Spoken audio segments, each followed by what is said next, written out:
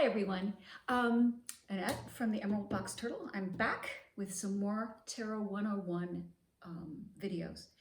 So today I wanted to expand on the psychological, psycho-emotional energy that is inherent in the tarot cards. Now, all tarot cards have psycho-emotional energy in them, but the sort of true psychology, the personality energy and that kind of thing lives within the court cards, the kings, the queens, the knights or princes, the princesses or pages, whatever you want to call them. Now, one thing I do want to stress, and I did talk about this before in my other video talking about the psychology of the tarot in general, but I'm going to say it again today, and that is the court cards do not follow binary gender norms, okay? So whether or not your pieces parts are factory originals or retreads or replacement parts or whatever, the tarot cards doesn't care what's going on between your legs. Neither do I. So the personalities of these kings that we're going to talk about today can be broad spectrum, can be for anybody in your life, your mother-in-law, your little sister, your boss at work, male or female. So it doesn't matter. This is psychological energy, personality energy. It is not talking about pieces, parts. So with that said, let us talk about the kings today. I had talked about them a little bit in general before. Now I'm going to talk about them specifically according to their suits. So again, I have my handy notes here to keep me on track. Otherwise, God knows where I'll end up. So the King of Wands. Now, kings are governed by fire energy, the Wands energy. Whether it's the King of Cups or the King of Wands, it's all fire energy. So Wands, we've got double fire here. So Wands energy plus King's energy, we get double fire. So these kings are super creative, charismatic, bold, powerful leaders. Think the dynamic political leaders or the very popular action movie stars.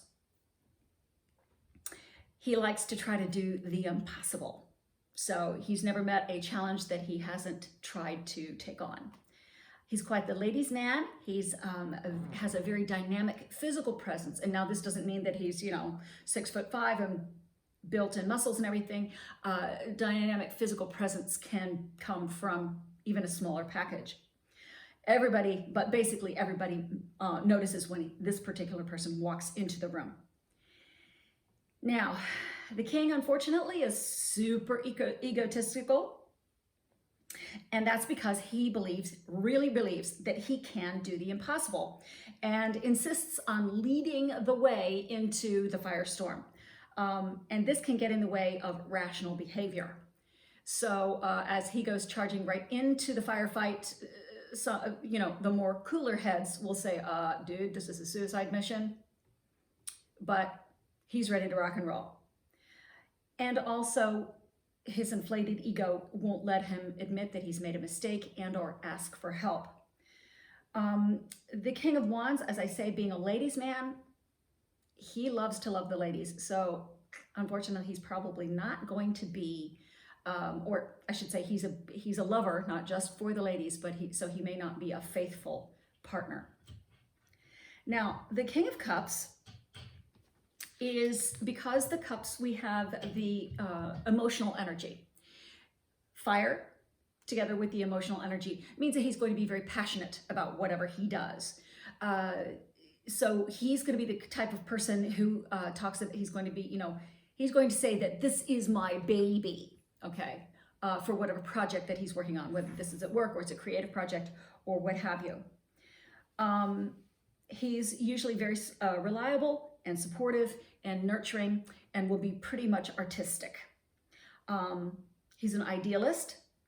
He lets people live their own lives. He's not one to interject and say, this is right, this is how you do it, because he doesn't feel the need to control others. Yet he's very protective of his people. So just because he doesn't control them doesn't mean he is not protective of them. Now, he's very sensitive, but because he's the king quality, he does have some ego. He struggles to express himself because, he's one of those people who still waters run deep kind of thing. He also will be one to carry baggage because he does feel so deeply. He gets deeply wounded.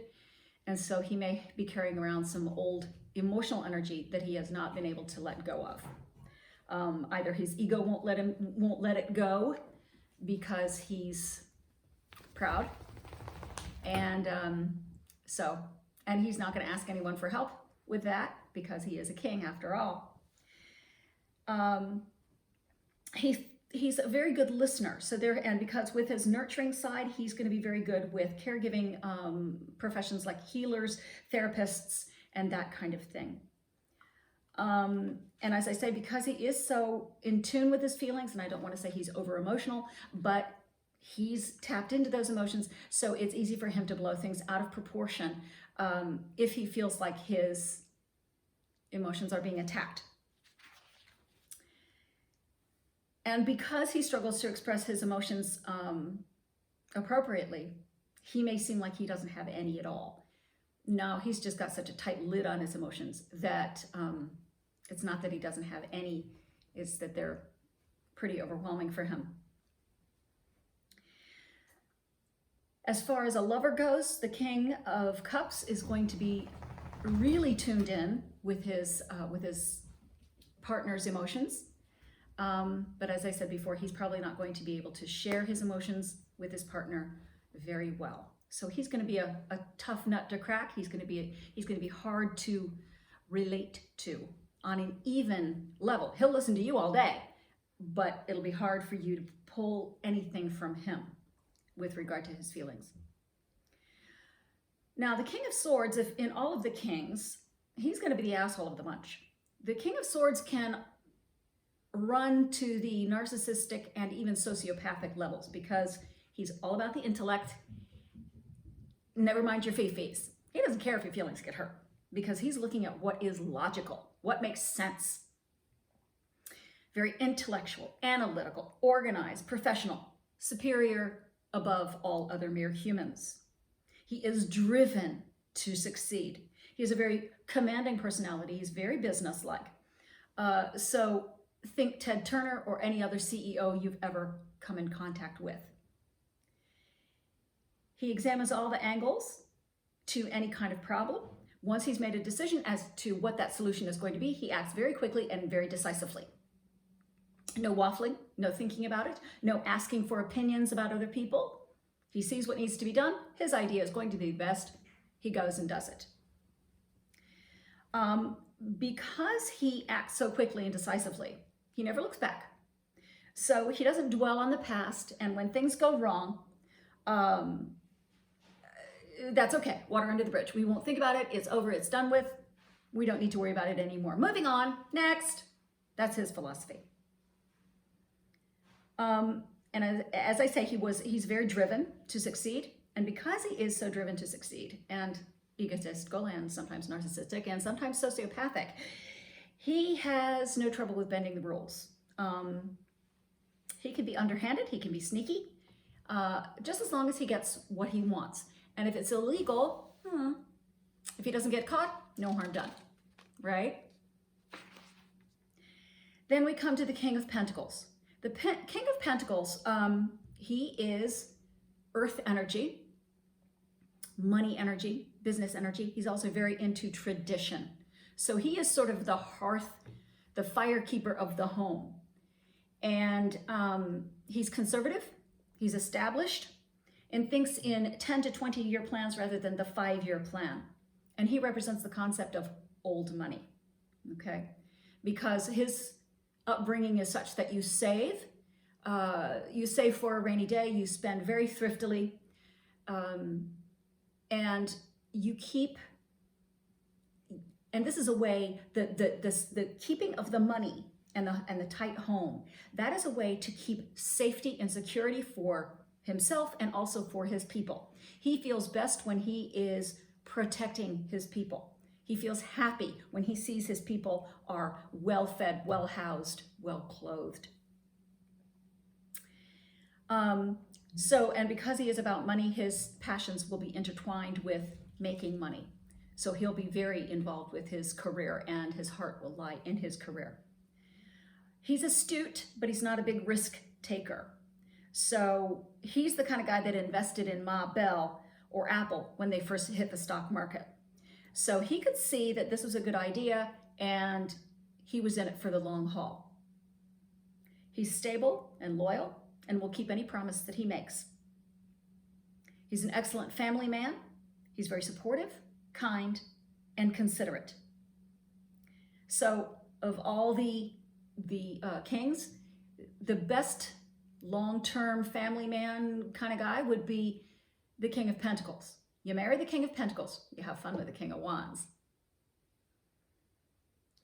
But because he is so long-term thinking and stable and secure, he can be a total dud excitement-wise.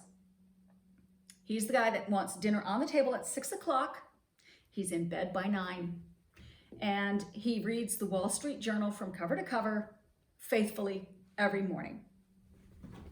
Pot roast on Tuesday, meatloaf on Friday. He's that kind of guy.